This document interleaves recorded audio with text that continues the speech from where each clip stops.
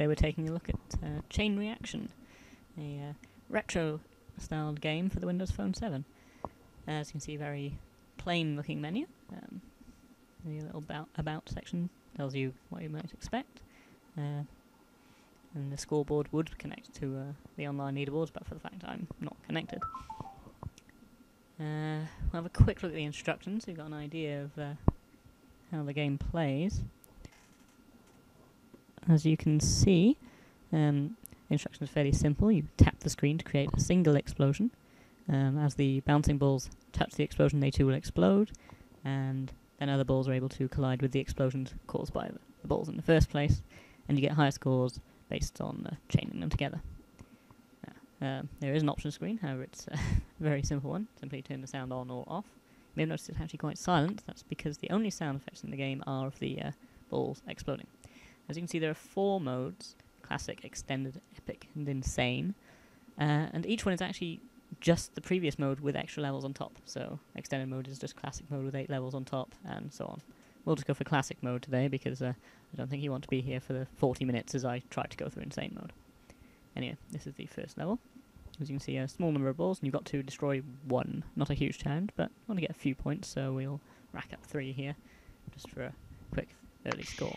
So, as you'll see, the points escalate quite rapidly, so the early levels, though they can be fairly strategic, you can pretty much race through them without losing too much, unless you're playing for the very high end of the leaderboards, of course. Now, as you can see, every level brings more balls, and also increases the amount that you have to pot. As such, the early levels tend to be fairly easy, as they've got only a reasonable amount of balls that you actually have to explode. As such, failing early on is quite rare.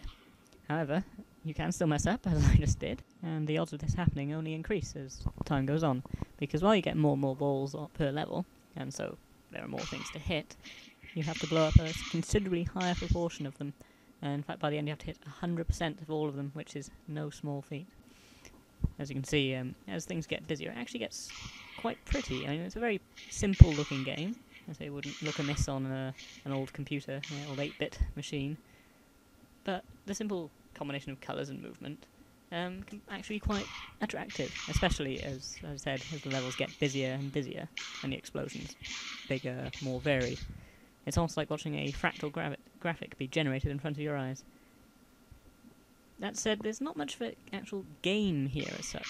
As you can see, you can repeatedly fail levels, but once you've got beyond the initial slow-paced levels, there's actually very little skill involved. It's pretty much pure luck.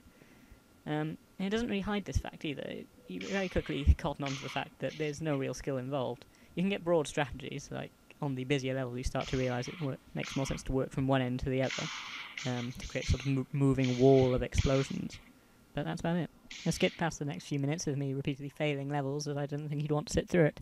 Anyway, we're getting to the final level of standard mode. As you can see, it's actually quite busy already. I can only imagine what it's like by level 40, the final level of insane mode, by which point there are 200 balls flying around on this small screen, and you can get, well, pretty impressive amount of explosions going. But yeah, that's standard mode over. I'm going to submit my score, even though I'm not connected to the internet. Bit pointless. But just so you can see how it would work were I connected.